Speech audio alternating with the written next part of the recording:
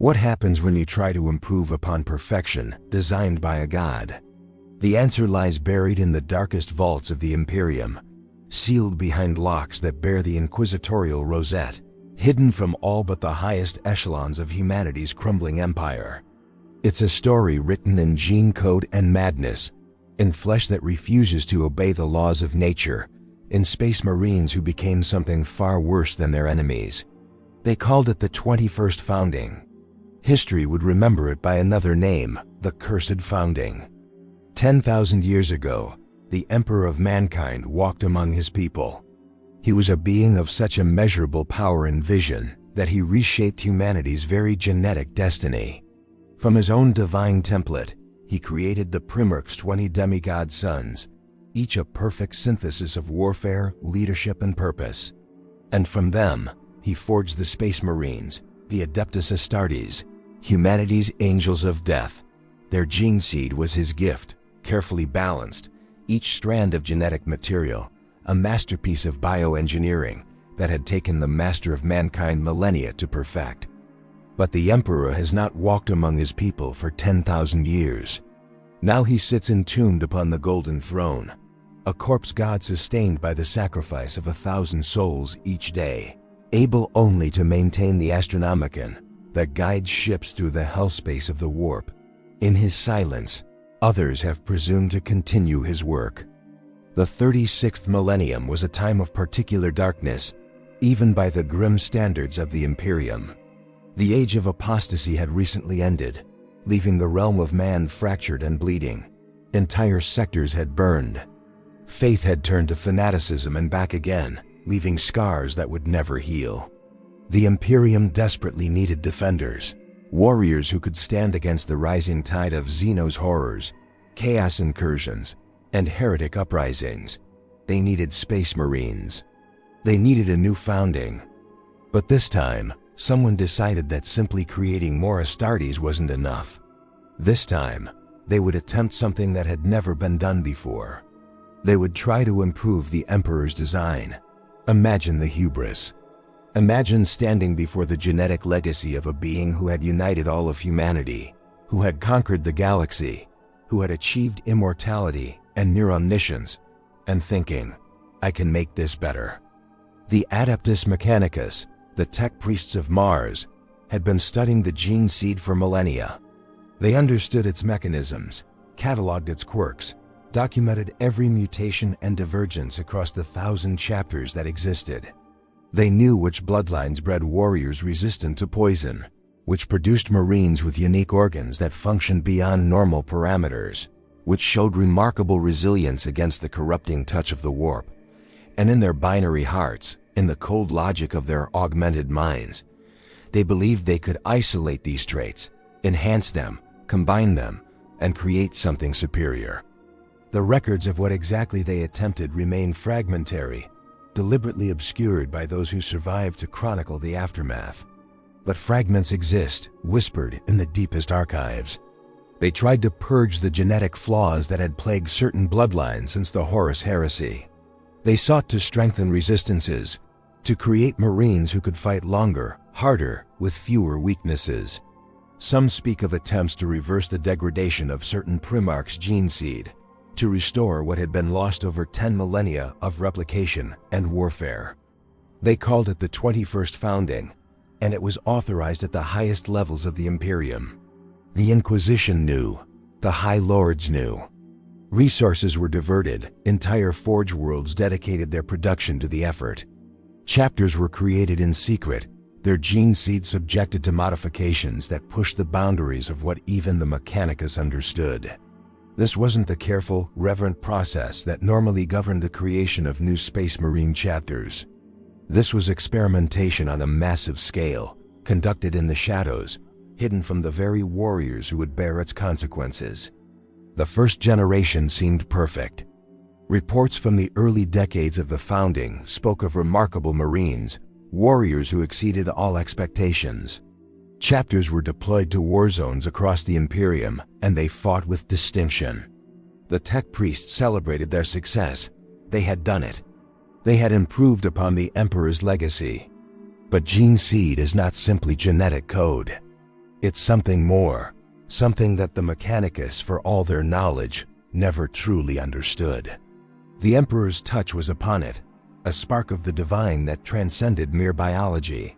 And when you alter something divine without understanding what you're changing, when you presume to edit the work of a god, reality itself pushes back. The mutations began slowly, almost imperceptibly at first. A brother here, experiencing unusual growth patterns in his os medulla. A squad there, reporting strange visions during their sleep cycles. Company apothecaries noted abnormalities in gene seed extraction procedures, finding organs that had grown in unexpected ways, that functioned but not as they should. These were dismissed as isolated incidents, minor variations within acceptable parameters. They weren't. The black dragons began growing razor-sharp bone blades that erupted through their skin, transforming them into walking weapons of grotesque beauty and horror. The Flame Falcons burst into psychic fire that consumed both their enemies and eventually themselves, declared excommunicate traitorous and purged by the Grey Knights before the galaxy could learn what they had become.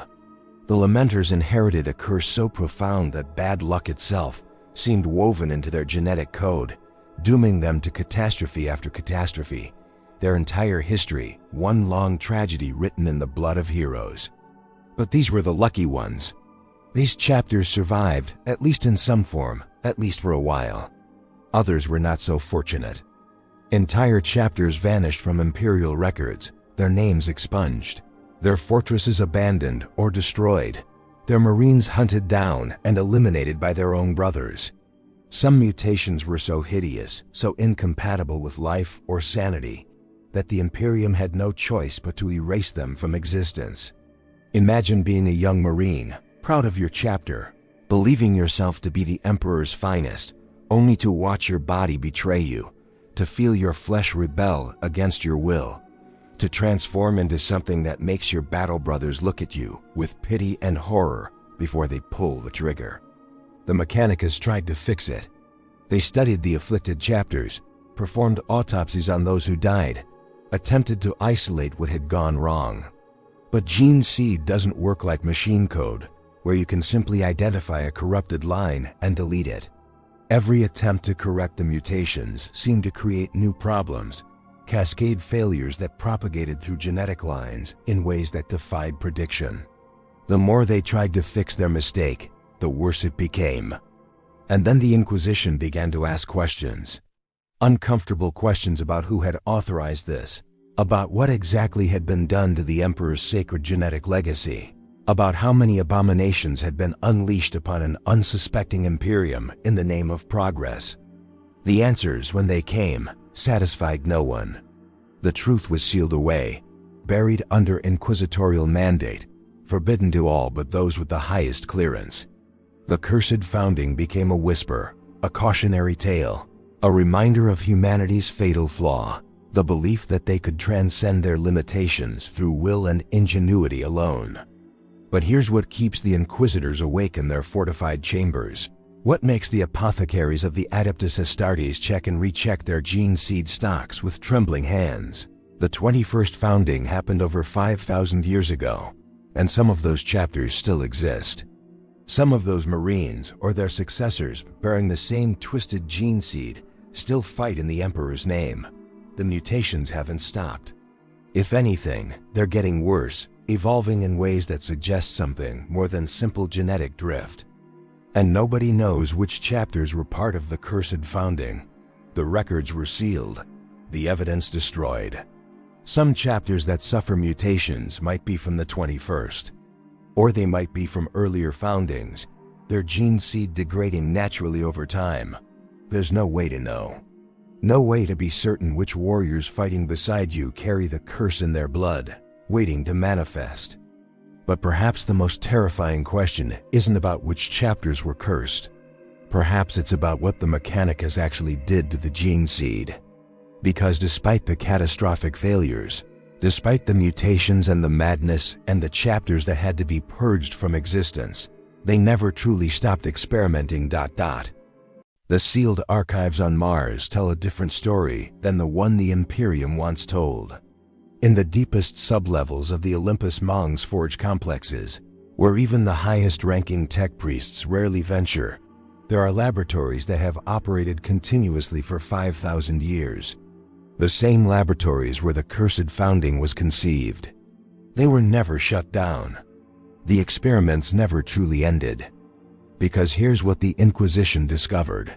Much too late, the Mechanicus didn't consider the 21st founding a failure. Not entirely. Yes, there were catastrophic mutations. Yes, entire chapters had to be destroyed. But there were also successes, or what the cold logic of the Mechanicus considered successes. Data. Unprecedented amounts of genetic data, showing how the Emperor's gene seed could be pushed, where it broke, how it adapted under extreme stress. To the tech priests, every mutation was a data point, every abomination a lesson learned. They had purchased knowledge with the lives of thousands of space marines, and in their binary reasoning, that was an acceptable trade. The Sons of Antaeus were one such lesson. Created during the cursed founding, their marines possessed physical resilience beyond anything seen in other chapters. They were nearly impossible to kill, shrugging off wounds that would cripple or kill normal Astartes.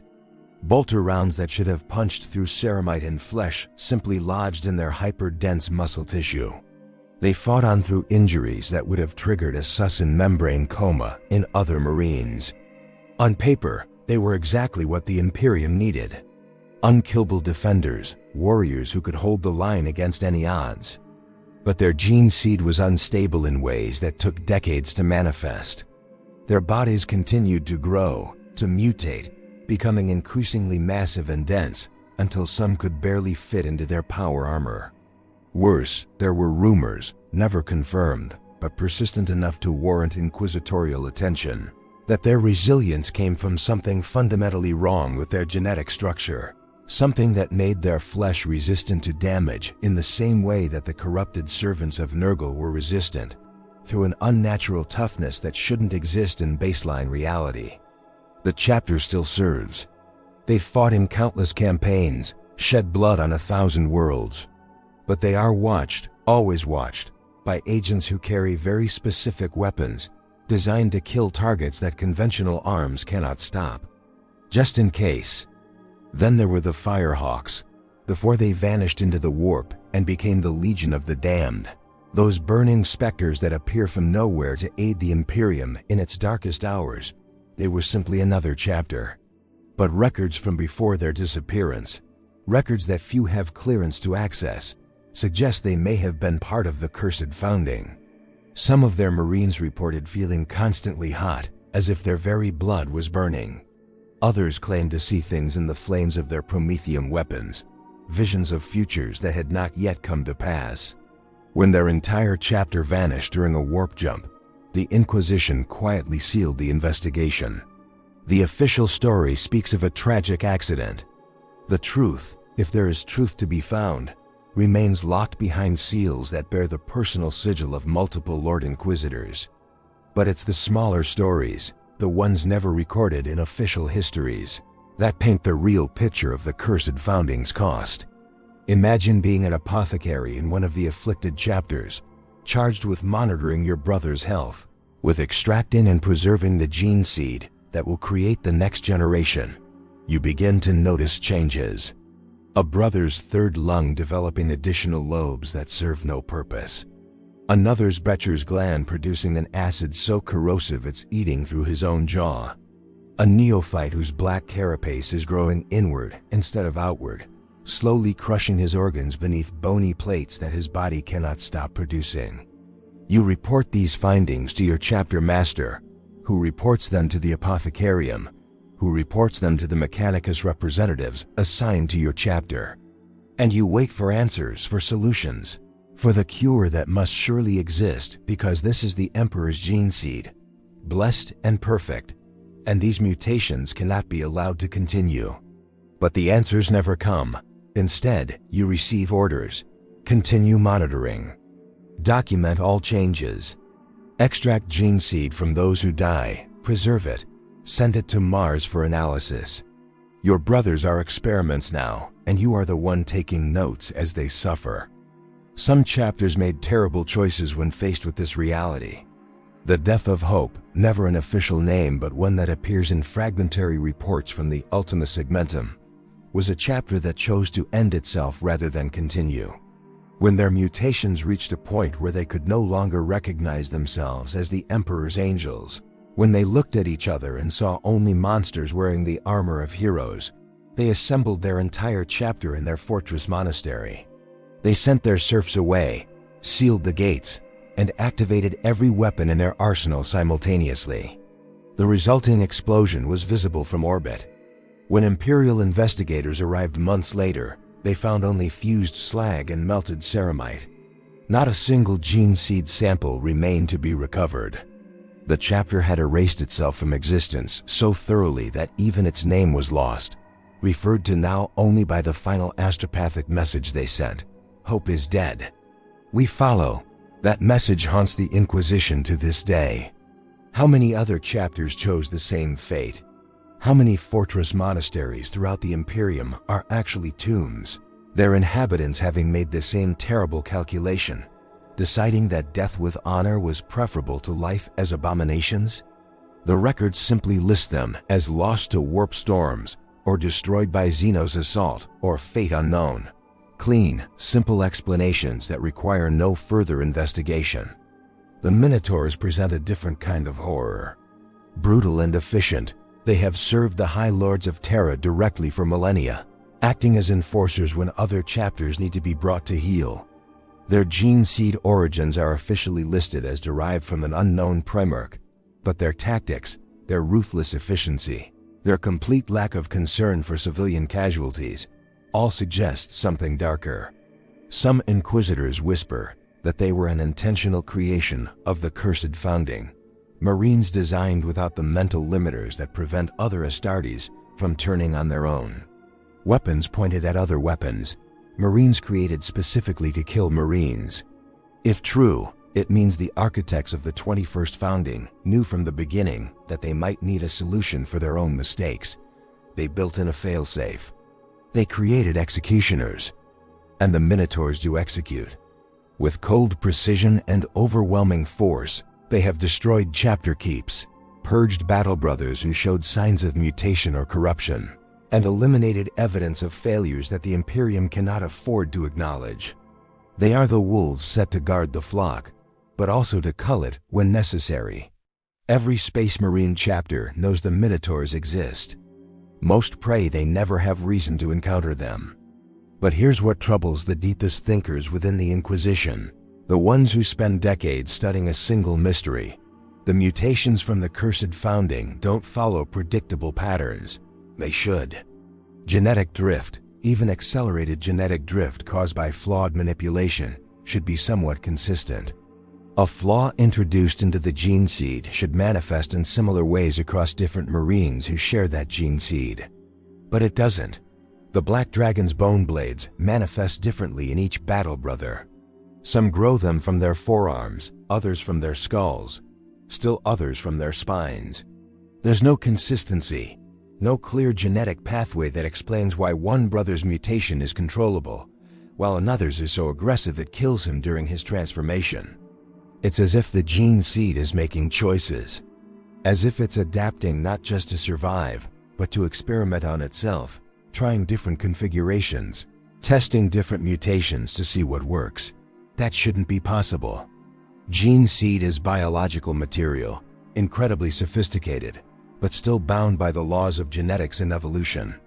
It shouldn't display anything resembling intentionality, unless something is guiding it. Unless the modifications made during the cursed founding didn't just damage the gene seed, but fundamentally altered what it is, opening it up to influences that have no place in baseline reality. The warp touches all things, and the gene seed of the Astartes was designed with protections against that touch, barriers woven into the genetic code by the Emperor himself.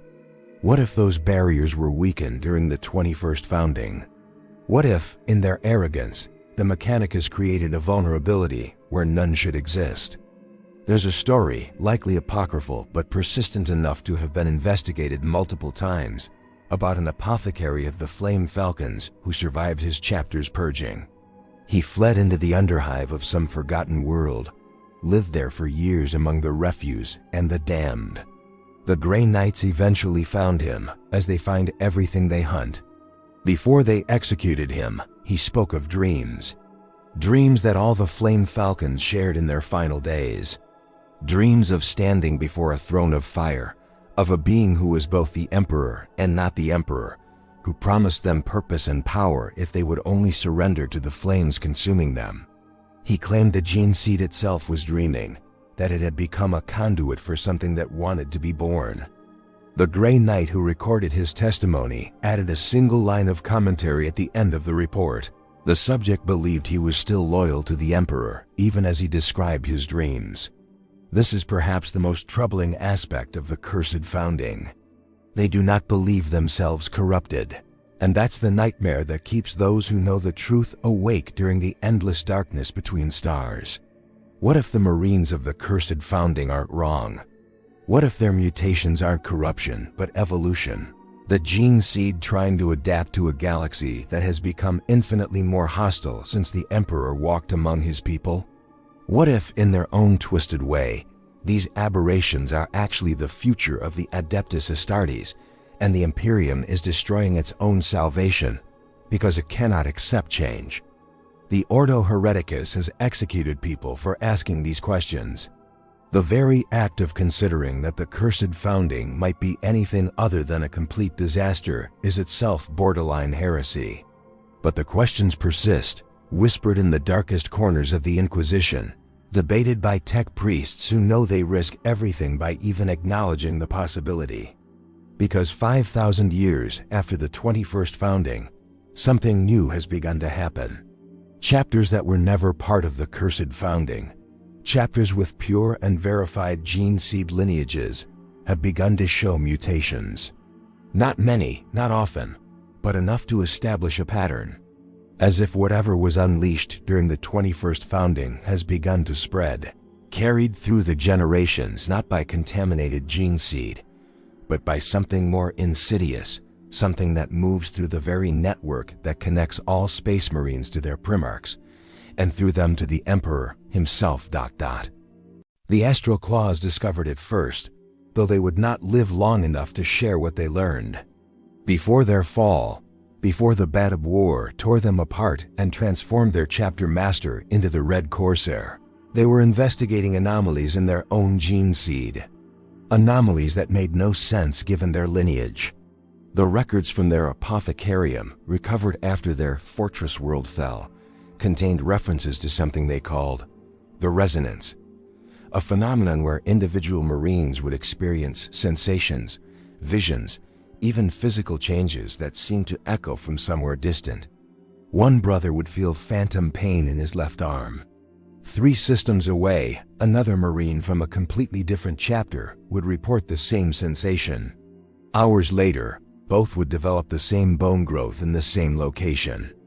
The Astral Claws theorized, in those final days before betrayal consumed them, that the gene seed had become networked, not through any physical mechanism, but through the warp itself. Every Space Marine carries a fragment of his Primarch within him. Every Primarch was connected to the Emperor. It was meant to be a one-way conduit, a channel through which the Emperor's will could flow down to his warriors. But the modifications made during the cursed founding had damaged something fundamental in that architecture. They had created cracks in the walls that separated one gene line from another, one Marine from his brothers across the galaxy. Imagine what that means.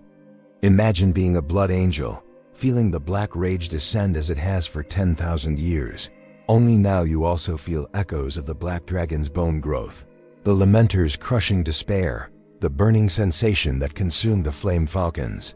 Imagine being an Ultramarine, proud inheritor of the most stable gene seed in the Imperium, and suddenly experiencing mutations that should be impossible for your lineage. Your apothecaries have no explanation. Your chapter's records show no precedent. But somewhere, in some distant corner of the galaxy, a Marine from a cursed founding chapter just died, and in his final moments, something of his curse bled through the network into you. The Mechanicus knows this is happening. They've known for centuries. Deep in the vaults of Mars, in data cores that require 3 separate fabricator generals to access simultaneously, there are projection models, statistical analyses of mutation rates across all known chapters. The graphs tell a story that cannot be ignored. The baseline mutation rate, the acceptable level of genetic drift that even the Emperor's perfect design experiences over millennia, held steady for 7,000 years after the Horus Heresy. Then the cursed founding occurred. And within 500 years, the mutation rate across all chapters, even those with no connection to the 21st founding, began to climb. Slowly at first, barely noticeable, but accelerating. The projections extend into the future. In the current millennium, the 42nd since the Emperor unified Terra, the models predict catastrophic systemic failure. Not in one chapter, not in 10, but across the entire Adeptus Astartes. The gene seed itself, the Emperor's gift to humanity, is failing. And it's failing because someone tried to improve it. There's a ritual performed in the deepest sanctums of the Apothecarion on Mars, witnessed only by the highest-ranking apothecaries and janitors. Once every generation, they take gene seed samples from every known chapter and subject them to analysis so thorough, so invasive, that the samples themselves are destroyed in the process. They're looking for something specific, though the apothecaries who perform the ritual are never told what. They simply record the data, transmit it to the Fabricator General, and return to their duties, sworn to silence about what they've seen. One apothecary broke that silence. Brother Varnus of the Genesis chapter, chosen for the ritual because his gene line was considered among the purest in the Imperium. What he witnessed in those forbidden laboratories drove him to violate oaths he'd taken before the Emperor's own image. Before the Inquisition silenced him permanently, he managed to transmit a message to his chapter master. Only fragments of that transmission survived the Inquisitorial purge, but those fragments speak of something he saw in the gene seed under examination. He described it as a pattern, a recurring sequence of genetic markers that appeared across samples from multiple chapters, from different Primarch lines, with no biological mechanism to explain their presence. These markers were growing, spreading through the samples like a program executing its code. And they were all orienting toward something, pointing like compass needles toward a single direction in space. Toward the Golden Throne. The Inquisition classified his entire transmission as Hereticus Maxima. The Genesis chapter was investigated thoroughly, though no evidence of corruption was found. Brother Varnus was declared to have succumbed to temporary madness brought on by exposure to concentrated warp energies during the ritual. Official explanation: neat, contained, except that 3 other apothecaries from 3 other chapters who participated in the same ritual in subsequent generations reported similar observations before they too were silenced. What if the mutations aren't random? What if they're not failures at all, but attempts at communication? What if the Emperor, trapped in his eternal vigil on the Golden Throne, has been trying to reshape his Space Marines for millennia, adapting them to fight the threats he can see from his throne, but cannot speak of? What if the Mechanicus, in their arrogance during the cursed founding, accidentally provided him with the tools he needed to make those changes, breaking down the barriers that kept the gene seed static and unchanging?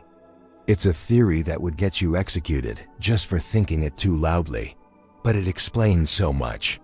It explains why the mutations, for all their horror, often prove tactically useful. The Black Dragon's bone blades make them devastating in close combat. The Sons of Antaeus' resilience allows them to hold positions that would break other Marines. Even the Lamenter's curse of bad luck might serve a purpose, teaching them to function in conditions of absolute adversity, preparing them for battles where hope itself is a luxury. What if these aren't curses at all, but gifts that humanity lacks the wisdom to recognize? But then there are the chapters that didn't just mutate, the ones that vanished, the ones that the Inquisition hunted down and destroyed so completely that even their names were erased. Not all mutations serve a tactical purpose. Not all changes make warriors stronger. Some make them into things that cannot be allowed to exist, even in a galaxy as cruel as this one. The Inquisitor Covenant, a man who spent 60 years investigating the cursed founding before his death, left behind a personal journal never meant for other eyes. It was discovered after an orc raid destroyed his personal archives, its pages scattered among the ruins. What was recovered painted a picture of a man slowly losing his faith in everything he'd devoted his life to protecting. In his final entries, written in a hand that shook with age or fear or both, he described interviewing a survivor from one of the expunged chapters. The Marine, kept in stasis in an inquisitorial black site, had agreed to speak in exchange for the Emperor's mercy, a quick death to end his suffering. He told Covenant about the final days of his chapter, how the mutations had started in their neophytes, the newest recruits who hadn't yet received all their implants. At first, they thought it was rejection, the body's immune system attacking the foreign organs being grafted into it. But it wasn't rejection. It was transformation. The neophytes' bodies began producing additional organs, structures that didn't match any known Astartes implant. Organs that served no discernible purpose, but grew anyway, replacing vital systems with biomechanical structures that seemed to follow designs no human mind could have conceived. The chapter's apothecaries tried everything: surgical removal, gene therapy. They even reached out to the Mechanicus begging for guidance, but the transformations accelerated. Within months, the neophytes were no longer recognizable as human. They still thought, still spoke, still claimed loyalty to the Emperor. But their forms had become so alien, so wrong, that looking at them caused baseline humans to suffer psychological breaks. The chapter master made the decision then. He ordered all the afflicted neophytes into the chapel. He addressed them himself, told them they had served with honor, that the Emperor would recognize their sacrifice. And then he activated the building's self-destruct protocols. The Marine telling this story had been one of the veterans, watching from outside as the chapel collapsed. He described hearing his brothers singing the chapter hymns even as the flames consumed them. They knew what was happening. They accepted it.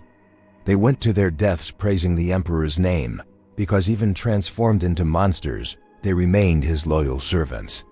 Covenant wrote that he couldn't finish the interview. He had the Marine executed immediately, not out of duty, but out of mercy. And then he wrote a single sentence that occupied an entire page of his journal, the letters growing larger and more erratic as the line progressed. What kind of God demands such faith from those he has cursed?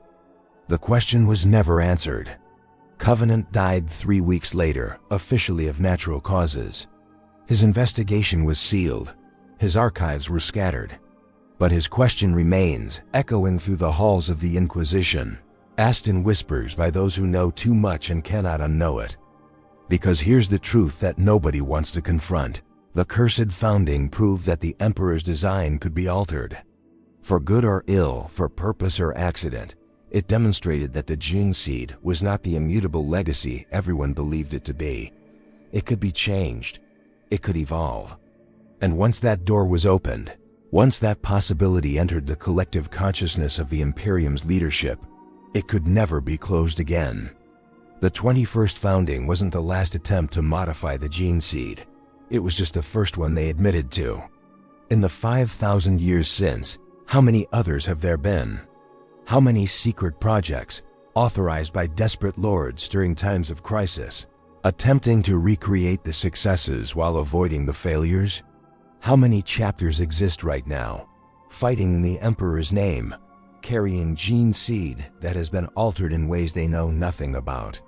The Ultima founding, sanctioned by Reboot Guilliman himself after his resurrection, created the Primaris Space Marines. Bigger, stronger, with additional organs and enhanced capabilities. The official story speaks of ancient technology, of processes discovered in the depths of Mars, of improvements that Archmagos Call spent 10,000 years developing. But those who remember the cursed founding, those who've read the sealed reports and seen the casualty lists, they recognize the pattern. They see the same language, the same promises, The same assertion that this time, they've perfected the process. And the Primaris, for all their might, have begun to show abnormalities too. Nothing catastrophic. Not yet, just small deviations from expected parameters. Minor mutations that don't match the baseline gene seed they were supposedly derived from. Discrepancies that the apothecarian notes in their reports, but doesn't emphasize, because to emphasize them would be to admit the possibility that history is repeating itself. The real horror of the cursed founding isn't what it did to the chapters it created. It's what it revealed about the Imperium itself. That in its desperation, it will sacrifice anything.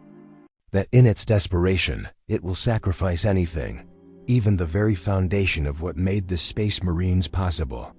That humanity's salvation has become its greatest vulnerability. That the Emperor's gift is now a ticking clock counting down to an end that nobody can predict but everyone fears. There is a fortress monastery that orbits a dead star in the Ghoul stars. It has no chapter designation on any official registry. No heraldry adorns its walls. The Marines who garrison it wear armor of unmarked gray, their right pauldrons bearing a single symbol, a double helix wrapped in chains. They are the Watchers of the Helix, though that name appears in no imperial record. They are the Imperium's dirty secret, the final contingency plan that was put in place after the cursed founding revealed just how catastrophically wrong gene manipulation could go. Their mission is simple in concept, horrifying in execution. They monitor every known chapter in the Imperium. Every single one. Through networks of informants, through hacked data streams, through inquisitorial contacts and Mechanicus spies, they watch for signs. A brother experiencing unusual growth patterns. A squad reporting shared dreams. An apothecary's routine examination revealing an organ growing where no organ should be. Mutations that might be the first warning signs of something worse. And when they find those signs, when the evidence becomes undeniable, they activate. They are not executioners, though they are capable of becoming such if necessary. They are analysts, observers. They study the afflicted chapters from a distance, documenting every change, every progression of the mutation. They maintain detailed archives that make the Inquisition's records look incomplete by comparison. Genetic samples from thousands of Marines, living and dead. Tissue cultures maintained in stasis fields. Behavioral assessments, combat performance data. Everything that might help answer the question that has haunted the Imperium for 5 millennia. Why do some mutations stabilize while others spiral into catastrophe? Brother Apothecary Helix has served the Watchers for 173 years. He was recruited from the Doom Eagles, chosen because his analytical mind and emotional detachment made him ideal for work that would break most Astartes. He has examined gene seed from 47 different chapters. He has documented 112 distinct mutation patterns. He has recommended the monitoring of 23 chapters, the quarantine of 7, and the termination of 2. He performs his duties without complaint, without visible emotion, because this is what the Imperium requires of him. But 3 months ago, he discovered something in the samples that changed everything he thought he understood about the cursed founding. He was analyzing tissue from a Primaris Marine of the Unnumbered Suns, one of the new warriors created by Archmagos Call's process. The Marine had died in combat against a Genestealer cult uprising, fighting with distinction before being overwhelmed. Standard procedure dictated a full genetic workup of all recovered Primaris gene seed, given their novel origin. Helix expected to find the usual minor variations, the small deviations that marked all Primaris samples compared to their firstborn brothers. What he found instead was impossible. The Primaris Marines' gene seed contained genetic markers from the cursed founding, not similar markers. Not analogous structures that might have evolved independently. The exact same sequences.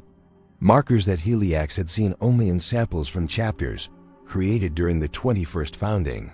Chapters that were 5,000 years removed from this freshly created warrior. He ran the analysis 17 times using different equipment, different methodologies. He compared the samples against his entire archive. The results never changed.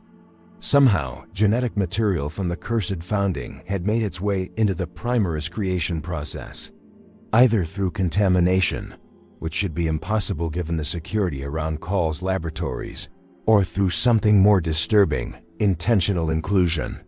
Helix reported his findings to the Watcher's chapter master, a grim warrior who had served in that role for over 3 centuries.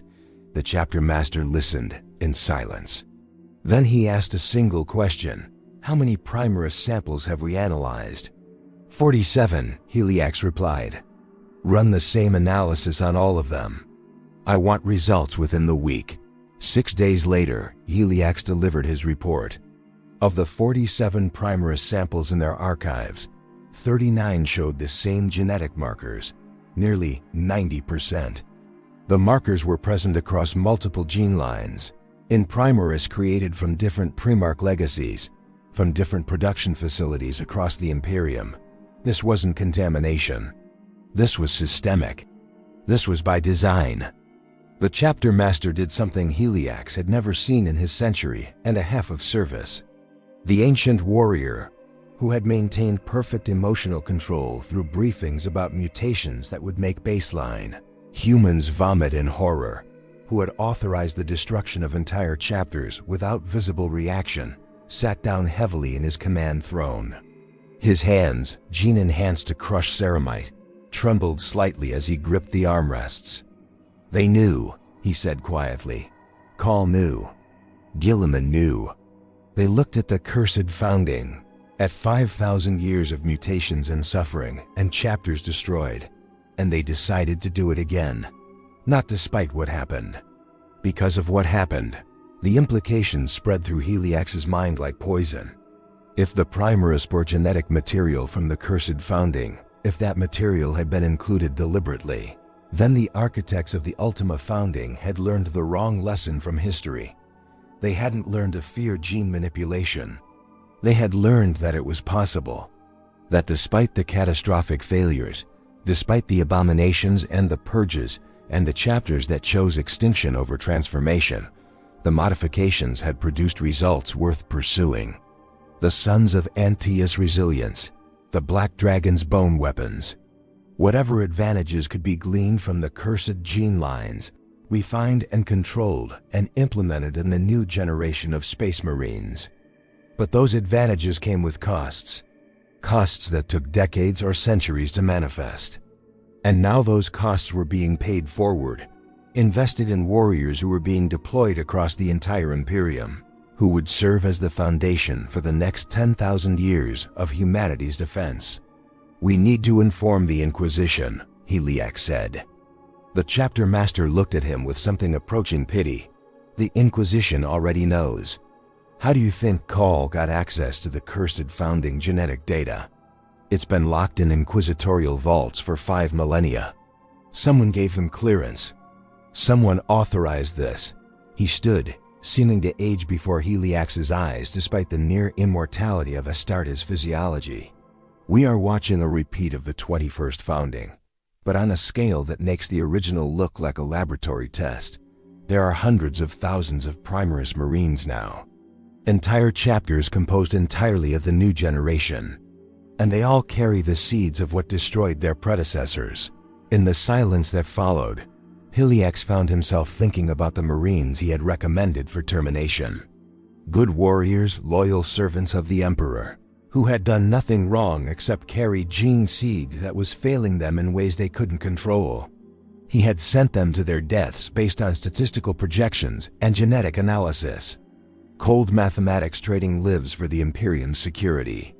And now he learned that the Imperium itself was making the same trade, but with stakes so high that failure would mean the end of the Adeptus Astartes as a concept. "What do we do?" he asked. "We continue our mission. We watch. We document. We prepare." The chapter master accessed a data slate, his fingers moving across the haptic interface with practiced efficiency. "But we also prepare for the possibility that we won't be able to stop what's coming. That the mutations will cascade, that the Primaris will fail the same way the cursed founding failed, and that when they do, we'll need to have answers ready. Answers about why it happened, what could have been done differently, what might be salvaged from the wreckage. He looked up at Helix. We are writing the autopsy report for the Adeptus Astartes. We just have to hope we finish it before the patient dies.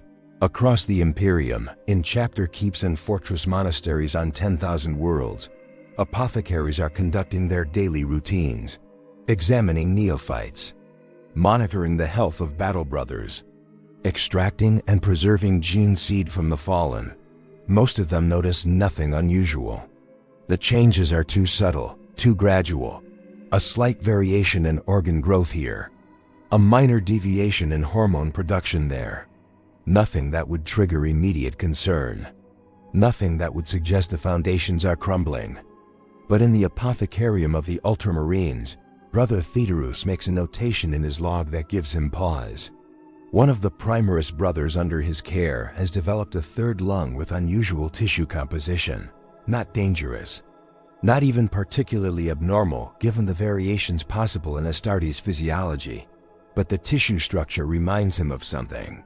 He accesses the historical archives, searching through centuries of medical records, and finds a match. The tissue is nearly identical to samples taken from the Flame Falcons before their chapter was destroyed. Before they were declared excommunicate traitorous and purged by the Grey Knights. Before they became a cautionary tale about the dangers of genetic manipulation. Theodorus deletes the comparison from his log. He tells himself it's coincidence. Convergent evolution producing similar results in unrelated gene lines. It happens. But that night, in the silence of his personal quarters, he finds himself unable to engage in the meditative rituals that usually grant him peace, because he knows what he saw, he knows what it means. And he knows that if he reports it, he will be forced to confront a question that terrifies him more than any Xenos threat or chaos incursion. What if everything they've been told about the cursed founding was a lie? Not the facts of what happened, but the interpretation. What if the mutations weren't failures at all, but early attempts at something necessary? Something the Emperor himself might have intended, if only his servants had the wisdom to recognize it. In the deepest vaults of Mars, in chambers that have not been opened in 40 years, there is a door marked with seals that bear the personal sigil of Archmagos Belisarius Call. Behind that door, maintained in perfect stasis, are gene seed samples from every chapter of the cursed founding. Not just the ones that survived, all of them, the destroyed chapters. The purged abominations, the ones whose names were erased from history. Call collected them all, studied them all, and then he used what he learned to create the Primaris. And now, in the 241st year since the Ultima founding began, the first generation of Primaris Marines are reaching an age where mutations, if they are going to manifest, will begin to show. The same age when the warriors of the cursed founding first started to change. The first confirmed case arrives on a cold morning in the Scarus sector, delivered in an encrypted astropathic pulse that carries the highest possible priority codes. A Primaris Marine of the Graven Star chapter has manifested bone growths identical to those seen in the Black Dragons. Identical, not similar. Not convergent evolution. The exact same structure, emerging from the same locations, growing at the same rate. His name is Brother Castor, and he has served for 237 years without incident.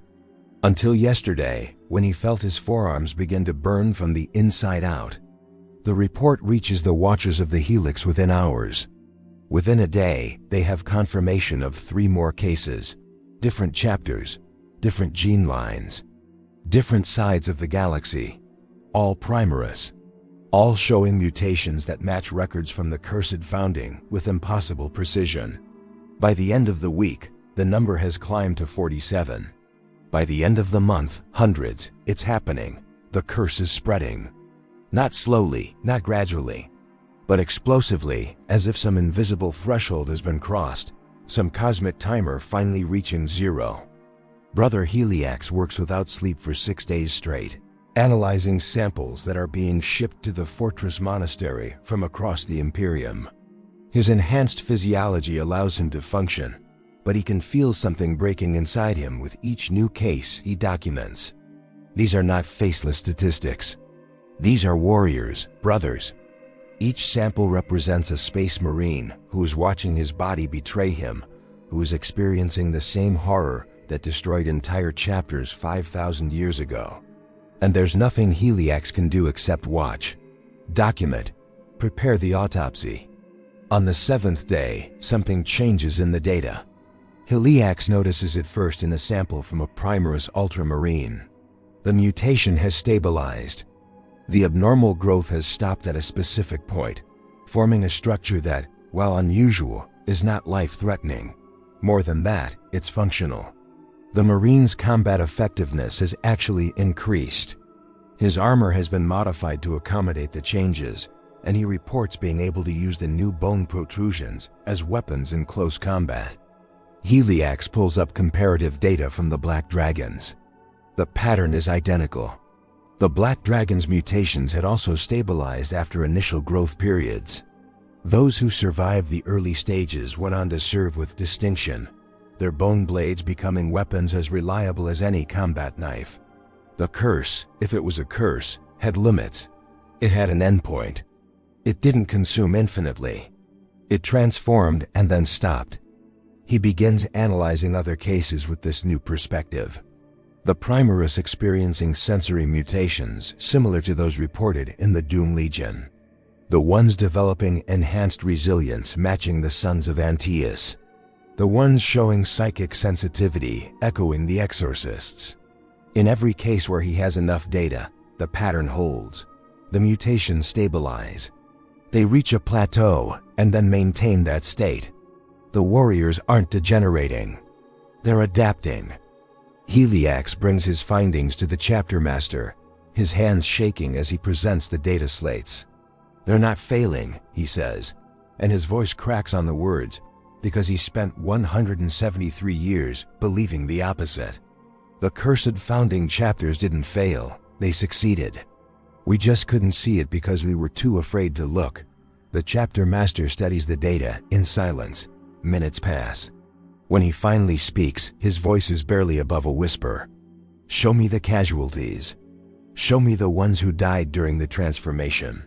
Helix pulls up that data. His certainty wavers. Because there are casualties. Brothers who didn't survive the mutations, whose bodies couldn't handle the transformation. The numbers vary by chapter, by gene line, by individual physiology. Some transitions have mortality rates as high as 30%, others as low as 5%, but there are always deaths. Always warriors who start to change and never stop changing, who transform until their organs fail and their bodies give out, and they die screaming inside armor that has become their tomb. So we trade 3 lives to improve 7, the chapter master says. We sacrifice the unlucky to enhance the survivors. That's what the cursed founding was. That's what the Primaris are becoming. A calculated exchange of lives for capability. He looks at Helix with eyes that have seen too much. And the truly damning thing is that in this galaxy, in this age of eternal war, that might actually be the right choice. The words hang in the air like a judge's verdict. Because they both know he's correct. The Imperium is dying. Has been dying for 10,000 years. Every day brings new threats, new fronts in a war that can never be won, only survived. If mutations that kill 30% of afflicted Marines make the remaining 70% twice as effective in combat, if that increased effectiveness saves more lives than it costs, then by the cold mathematics of necessity, it's justified. But mathematics doesn't account for honor, for duty, for the warrior who looks at his brother and sees a monster wearing a familiar face, for the apothecary who has to decide which neophyte will survive the transformation and which will die, knowing that both were loyal, both were worthy, both deserved better than to be variables in an equation written by people who will never face the consequences of their choices. In the fortress of Hera, Chapter Master Marnius Kalgar receives the reports from across the Ultramar system. 23 Primaris under his command have manifested mutations in the past month. All but 2 have stabilized. The 2 who didn't survive received full honors, their gene seed preserved, their names added to the rolls of the fallen with the same reverence as any brother who died in glorious combat. Because they did die in combat. They died fighting their own biology, fighting to remain what they were in the face of transformation they neither requested nor understood. Calgar does something he rarely allows himself. He goes to the chapter's apothecarium personally and asks to see the ones who survived. They stand before him in a private chamber, these transformed warriors, and he studies them with the tactical eye that has served him through 3 centuries of warfare. They are different, visibly so, but they are still his brothers. They still bear the symbols of Ultramar. They still stand with the discipline and bearing of Guilliman's sons. How do you feel? He asks them. The question surprises them. Chapter masters don't usually inquire about feelings, but one of them, a sergeant named Marius who has served for 200 years, steps forward. Changed, my lord, but not lost. I am still myself, still loyal, still ready to serve. He pauses and something vulnerable crosses his face. Though I fear what I might become if this continues. Calgar nods slowly. We all fear that, brother. Every space marine who has ever lived has feared the possibility of becoming something other than what the Emperor intended. But intention is not the same as destiny. He looks at each of them in turn. You are Ultramarines. That hasn't changed. That will never change unless you choose to abandon it. Your bodies may transform, your capabilities may evolve, but your loyalty, your honor, your dedication to Ultramar and the Imperium, those are choices you make every day. Mutations cannot touch that unless you allow them to. It's a small moment, a brief conversation in a private chamber that will never be recorded in any official history. But for those warriors, for those transformed brothers wondering if they're still welcome among their chapter, it matters more than any battle honor or campaign ribbon. Their Primarch successor has looked at them and seen beyond the mutations to the warriors beneath, has affirmed that they belong. Across the Imperium, similar scenes play out in 1,000 chapter keeps. Some go better than others. Some chapter masters embrace their transformed brothers. Others struggle with the implications.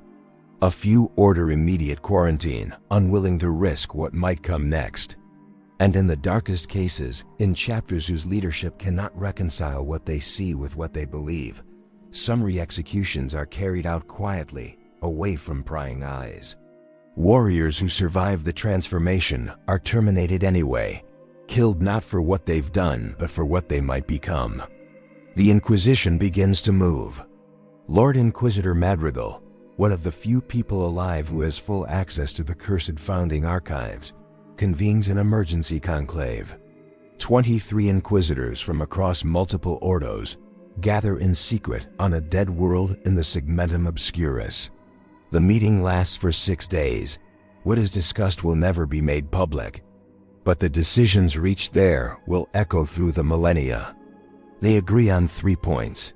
First, the Primaris mutations are not random corruption, but intentional design, inherited from the cursed founding and incorporated into Call's work. Second, the mutations, while dangerous, appear to be stabilizing in the majority of cases, creating enhanced warriors rather than the catastrophic failures some feared. Third, the Imperium cannot afford to lose the Primaris Marines. Not now, not with the galaxy literally torn in half by the Great Rift. Not with Chaos Ascendant and Xenos threats multiplying on every front. The fourth point is left unspoken, but understood by all present. If the mutations spiral out of control, if the Primaris begin to fail the way some cursed founding chapters failed, then containment will be impossible. There are too many Primaris now, spread across too many worlds.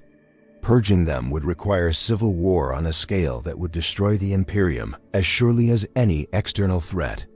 They are committed. Whether they intended to be or not, the decision was made when the first Primaris Marine was created.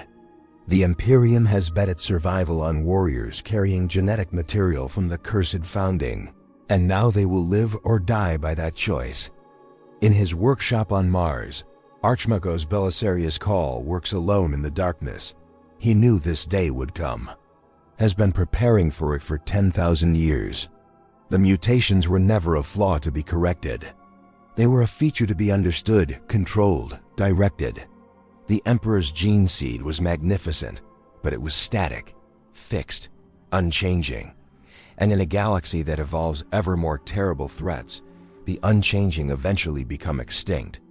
Call had studied the cursed founding not as a disaster to avoid, but as data to learn from.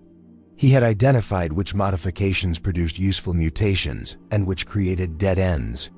He had refined the processes, improved the success rates, built in safeguards that the original architects of the 21st founding never possessed.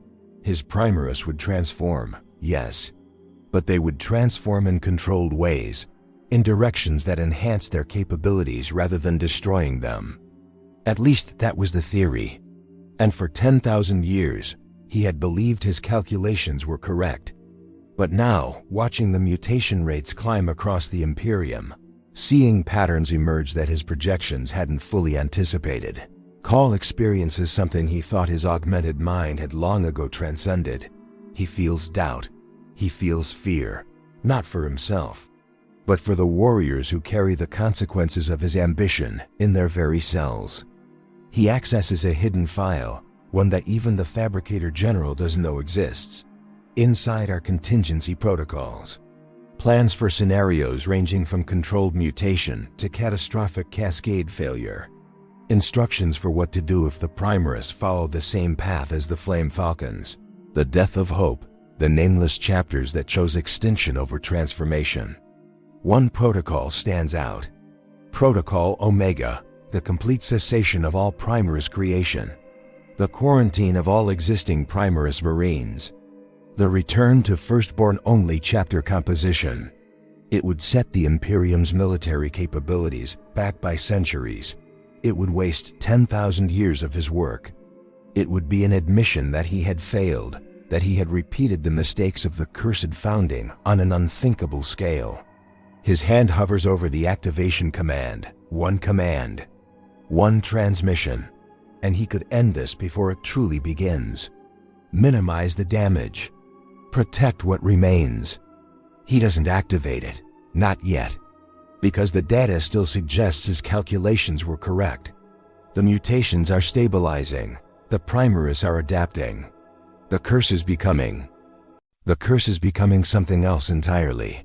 Something the architects of the 21st founding could never have predicted because they were asking the wrong question. They wanted to know if they could improve the Emperor's design. They should have asked whether improvement and evolution were the same thing. 5,000 years. That's how long it took for humanity to understand what actually happened during the cursed founding. 5,000 years of calling it a disaster, a cautionary tale, a sin against the Emperor's vision. 5,000 years of hunting down and destroying the evidence of what might have been humanity's awkward, painful, costly first step towards something necessary. Brother Helix stands in the observation chamber of the Watcher's Fortress Monastery, looking out at the dead star that hangs in the void like a burnt-out eye. He's been thinking about a question that has no answer, or perhaps too many answers. What is a space marine supposed to be? The Emperor created them as weapons, perfect instruments of warfare designed to conquer a galaxy. But the galaxy was conquered 10,000 years ago, and then lost again in fire and betrayal. The war that was supposed to end became eternal. And eternal war demands not perfection, but adaptation. The cursed founding tried to force that adaptation, tried to accelerate what should have taken millennia of natural genetic drift and compress it into a single generation.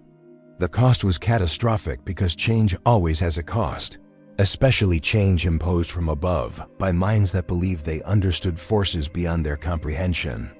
But the fundamental impulse, the recognition that the Adeptus Astartes needed to evolve to survive an evolving galaxy, that impulse wasn't wrong. It was just premature. Helix has been reviewing the long-term data, patterns that only become visible when you step back and look at 5,000 years, as a single continuous process. The mutation rates across all chapters, not just the cursed founding ones, have been increasing, slowly, gradually, as if the gene seed itself is searching for something, testing possibilities, trying to find forms that work better against threats the Emperor never faced. The Tyranid hive fleets that devour worlds, the Necrons awakening from their tombs, the Chaos Gods growing stronger as the warp bleeds into real space through the Great Rift. These are challenges that require new solutions, and the gene seed, in its own blind biological way, has been trying to provide them. The cursed founding didn't create the pressure toward mutation. It simply tried to direct it, control it, weaponize it. And it failed because you cannot fully control evolution. You can only guide it, hope it goes in useful directions, and accept the casualties that come with change. The Primaris Marines are the next attempt at guidance, better informed this time, more carefully designed, but still fundamentally the same gamble, trading present suffering for future capability. Reports continue to arrive daily. More Primaris showing mutations, more transformations, and yes, more deaths. The mortality rate holds steady at around 20% across all cases. 1 in 5 warriors who begin to transform doesn't survive the process. Those are not acceptable losses in any normal context. But context matters, and the context is that the Imperium faces extinction. Has been facing extinction for so long that desperation has become policy, and calculated risk has become necessity. The Inquisition has made its decision. The mutations will be allowed to continue, monitored but not suppressed. Chapters reporting transformed Marines will receive additional apothecary support, genetic expertise, resources to help manage the transitions. There will be no mass purges, no witch hunts. Not unless individual cases show clear signs of chaos corruption, and even then, the burden of proof will be higher than it once was. The Imperium cannot afford to destroy its defenders for the crime of being different. It's a pragmatic choice dressed up as tolerance. But pragmatism has kept humanity alive for 10,000 years in a galaxy designed to kill it. So perhaps pragmatism deserves more credit than it typically receives. On the world of Badab, long since reclaimed from the Red Corsairs, a memorial has been erected to the Astral Claws, not to celebrate their betrayal, but to remember what they were before they fell. Among the names of the honored dead is a notation, almost overlooked, mentioning their genetic research in the years before the rebellion. Research into what they called the resonance. They were trying to understand what the cursed founding had revealed about the interconnected nature of all Space Marine gene seed. They failed to find answers before their chapter tore itself apart. But they asked the right questions. What if Space Marines aren't meant to be isolated warriors, each chapter a fortress unto itself? What if the gene seed was always meant to be networked, connected through the warp in ways that allow adaptation to propagate across the entire Adeptus Astartes? What if the Primarchs were nodes in that network, and through them, every Marine is linked not just to his genetic father, but to all his brothers, across every chapter and every gene line? The cursed founding would have disrupted that network, introduced noise into the signal. But noise can carry information too. Mutations spreading through the network become a form of communication, the gene seed sharing solutions to survival across vast distances. It's speculation, probably heretical speculation, but it explains why successful mutations from the cursed founding chapters appear in gene lines that should be isolated from them. Why Primaris Marines bred from ultramarine stock show adaptations first seen in the Black Dragons. Why the network, if it exists, is trying to share survival strategies across the entire species of Space Marines. The Emperor sits on his golden throne, technically alive but functionally dead, maintaining the Astronomicon through will alone. He cannot speak, cannot directly act, but perhaps he can still influence his gene seed, still guide the evolution of his warriors to the only channel that remains open to him. Perhaps the mutations aren't corruption at all. Perhaps they're instructions, divine guidance filtered through 10,000 years of distance and distortion. arriving garbled and dangerous, but carrying essential information. Adapt or die. Calgar stands before the assembled chapter masters of Ultramar at a conclave called to address what they're now calling the transformation. He speaks plainly, without rhetorical flourish, because the situation demands clarity. Our brothers are changing. We can call it mutation, evolution, corruption, divine will. The labels don't matter. What matters is our response. Do we treat them as abominations to be purged, or as brothers whose struggle we share? He pauses, letting the question settle. I have made my choice. The Ultramarines will stand with our transformed brothers. We will study what is happening, yes. Monitor it, yes, but we will not abandon them. We will not become the architects of a second cursed founding by repeating the mistakes of fear and ignorance. Not all chapter masters agree. Some walk out of the conclave, unwilling to accept what they view as acceptance of corruption, but most stay. Most are willing to at least try a different path than the one that led to 5,000 years of suffering and unnecessary death. In the depths of Mars, Call continues his work. He has not activated Protocol Omega. Instead, he's begun a new project, studying the mutations that have proven successful, documenting the adaptations that work, building a comprehensive database of what the gene seed is trying to become. Not to stop it. Not anymore, but to help it, to reduce the mortality rate, to turn this chaotic transformation into something that resembles the Emperor's original vision warriors, perfected for their purpose. It will take centuries, perhaps millennia, but Call has time and patience, and the kind of focused determination that comes from knowing you've made mistakes that cost lives and wanting desperately to make them mean something. The cursed founding was never about what went wrong. It was about what we feared might go right.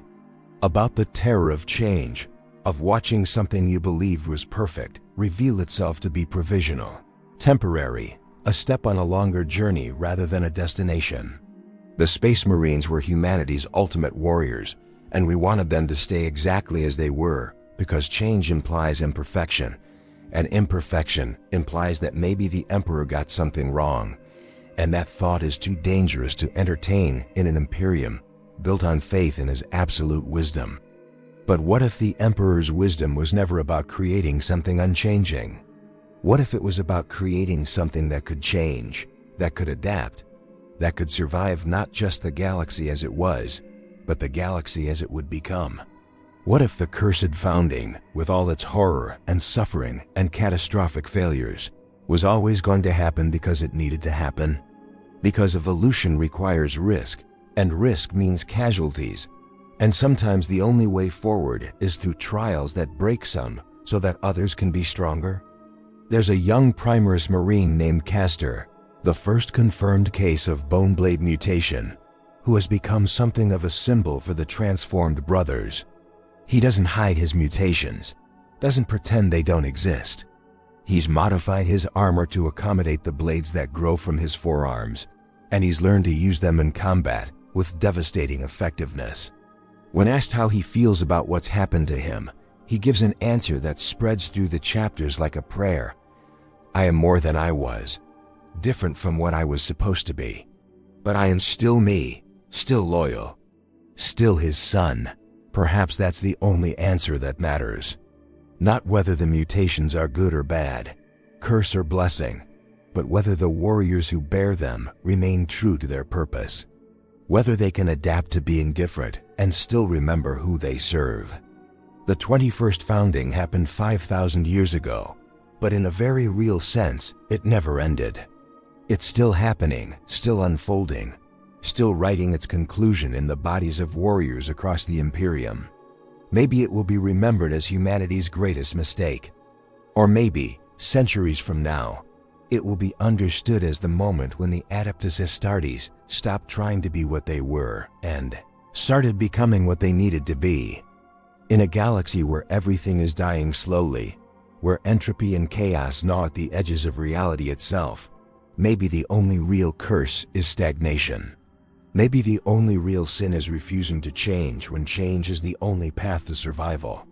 The Emperor made his Space Marines perfect for the Great Crusade. But the Great Crusade failed.